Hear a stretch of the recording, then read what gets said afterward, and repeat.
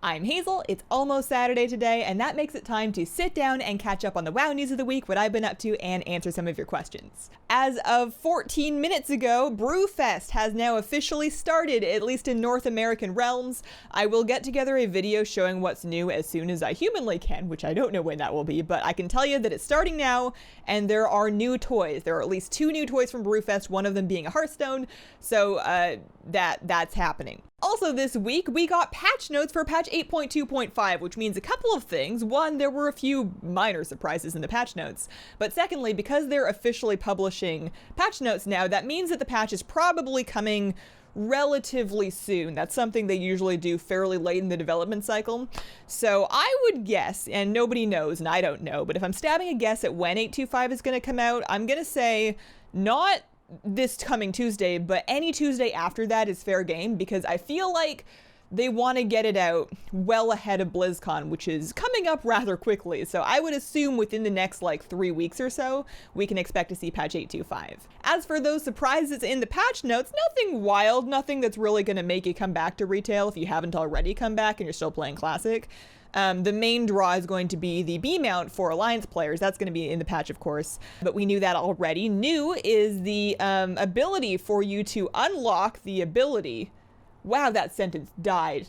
You're going to be able to do a quest line in Lunar Festival, so not until January. This is a later us thing, but in the Lunar Festival, you'll be able to do a quest line that gives you the ability to transmog your flower crowns all year round. We got there. I'm a presenter, everybody. Yeah, so in the next Lunar Festival, there will be a quest line. You go do it, you do some, I don't know, sparkly lunar druidy thing, and then you will be able to, after having completed that quest line, you'll be able to mog your flower crowns all year round, which is exciting because those are one of the nicer helmet options.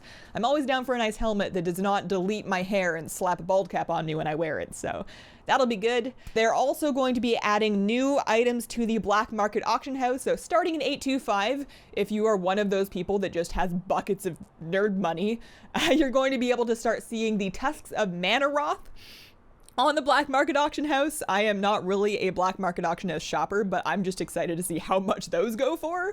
If you're not familiar, that is a transmog that very rarely drops off of Mythic Garrosh in the Siege of Orgrimmar. So those will be up there. Also the Solar Spirehawk, the Rookmar mount, that's another really rare one that's going to be available on the black market auction house, as well as a bunch of other stuff like Dragon Soul mounts.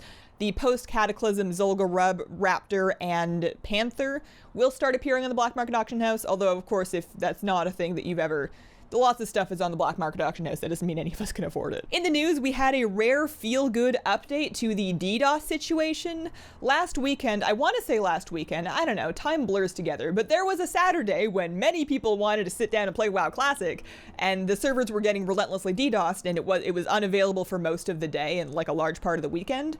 So apparently, Blizzard was working with law enforcement, both locally and internationally, and apparently, someone's been arrested, so that's fun. For good reason, Blizzard has long had a policy of not giving updates on account actions, like whenever you report somebody, they end up being banned. So you don't often get this kind of justice thrill from Blizzard News, but this time we got some, which is just lovely. For me this week, I am getting my flu shot. Haven't had one of those in a few years, but we're about 5 weeks or so away from BlizzCon, and it seems like a good idea, so I'm getting that done later today. And questions from this week, Mordock asks, what keyboard do you have? I use a Logitech G610 mechanical keyboard with the Cherry MX brown switches. You can choose which kind of switches you would like in your Logitech G610, but I really like browns because I don't actually, it's my favorite typing switch because I actually game on that thing. I game on the Orbweaver. So the keyboard is really just for typing up video scripts for videos that I throw out because I don't like them anymore. Logitech G610 is my forever keyboard. I love it. It's perfect. It's just nice and it does what it does good. And that's all I want from a keyboard. That's it. Monsterbug asks, I was just wondering if running the humidifier in your office has helped any of your plants. I have a bunch of indoor ones and our humidity is really low, so I was wondering if it would help them. Yeah, so I actually pulled one of these over so I can kind of show you what I mean.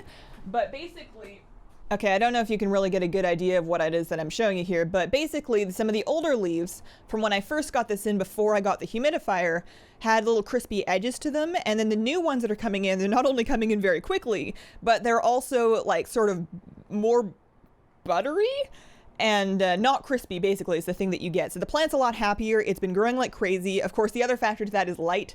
I find that a lot of people that have issues with houseplants not doing well are not getting them enough light, so these ones are in a window, and that's been doing real good for them. And then the other thing I recommend, so before you go out and get a humidifier, something like this, you can get these online. They're not too expensive. You don't even really need the temperature part of it, although it's nice to have. But letting you keep an eye on what the humidity is, because it's kind of hard to feel out. And depending on where you live, it can fluctuate a lot. So I found in practice the sweet spot for my office is usually between like 45 and 60. And depending on the weather, sometimes I don't need to run the humidifier. Like we've had really humid, rainy weather here in Oregon for the last couple of weeks, so I haven't had it on for at least a week because I keep checking the humidifier and it's already at 55, so I don't need to run it. But if you get a ergonomic and it's telling you that you're consistently under 40% humidity, even under 30%, then I would definitely try a humidifier because it can be good for your plants and it can also be good for you. Just don't like crank it, you know. If you get up to like 60, 70, 80% humidity, you're gonna feel moist and also, you know, mold, so it's a balance. And Nilzors asks, question, so I recently subbed to your Twitch, aw thanks, but I'm wondering where you get the most support from, if it's Twitch, Patreon, or YouTube, and the differences. So the differences to the consumer, to you, are minimal. So each of those different platforms is a $5 a month subscription. All of them get you the wallpaper where I draw a decidedly amateur, but you know, it's cute because I tried, I hope, I don't know. Like mobile wallpaper. That was this month. It's like a Typhonus kind of deal. So that is available to all three of those platforms. If you are on Patreon, you also get to vote in the baking stream polls. If you are on Twitch, of course, you also get your sub badge and emotes. And then if you're completely ambivalent and you just want to know which one's better for me, I believe that my cut from the Patreon is the largest. Twitch takes half. And then on Patreon, the cut is 2.9% plus 30 cents. For processing. I'm fairly certain that I keep more from Patreon, but it's such a minimal difference that I would definitely encourage you to do whichever one you enjoy the benefits from more.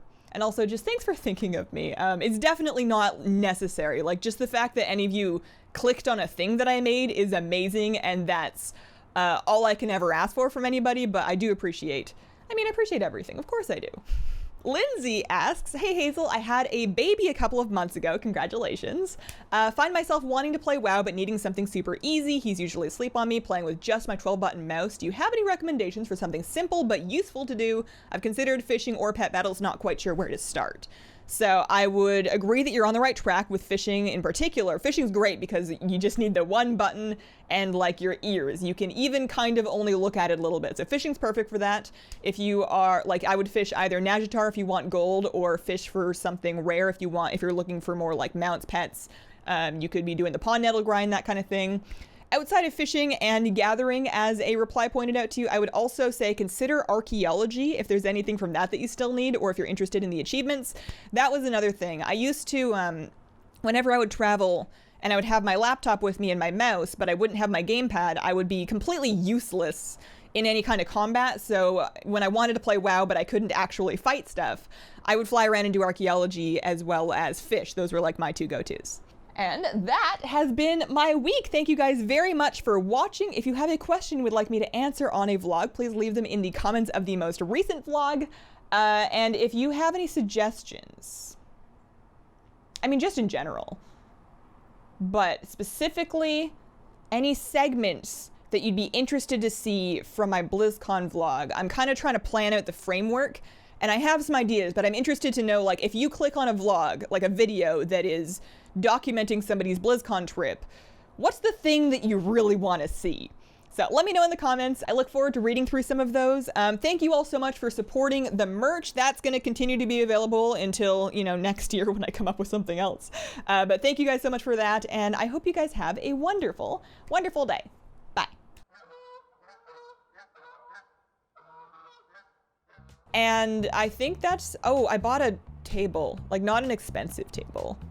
I'm not just out here buying crazy tables, but like, so I don't have a dining table. I haven't had one ever. Like, I mean, I grew up in a house that had a dining table and I've lived in them before, but since we moved into this apartment, we've just been eating off of our teeny tiny little, also slightly broken coffee table, you know, for the last like 5 years. And I always said, you know, I don't need a dining table. I have a desk, I have a coffee table, but I don't want to eat at my desk anymore. You know, I clean my keyboard enough. and I just don't want to, I just want to sit in a chair at a table. And then I wasn't going to get one because, you know, it's furniture and like, when I move, I'm going to have to move it. But I've used that excuse to not get a lot of things over the years. Where am I going with this? This is not relevant information.